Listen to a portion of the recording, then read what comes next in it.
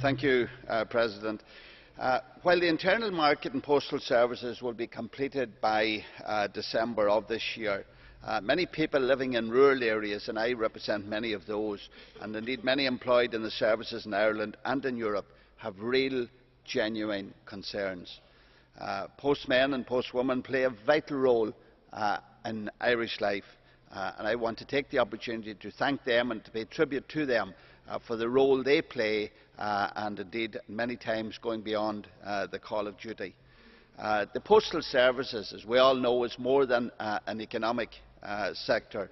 It's an integral part of our social fabric in rural areas, particularly in my own country, as 40% of our population live in those rural and economic areas. Postal workers are a great source of social contact for many elderly people and those living in isolated communities.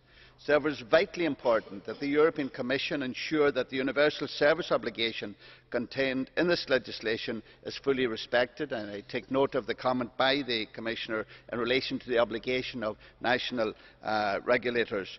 The Commission must guarantee that mail will be collected from and delivered to customers everywhere throughout the Union, including the most rural areas, 5 days a week, in accordance with that legislation.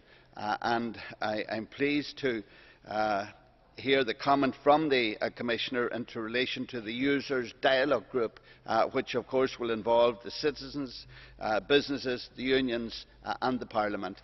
We had a delegation here from Europe, from the postal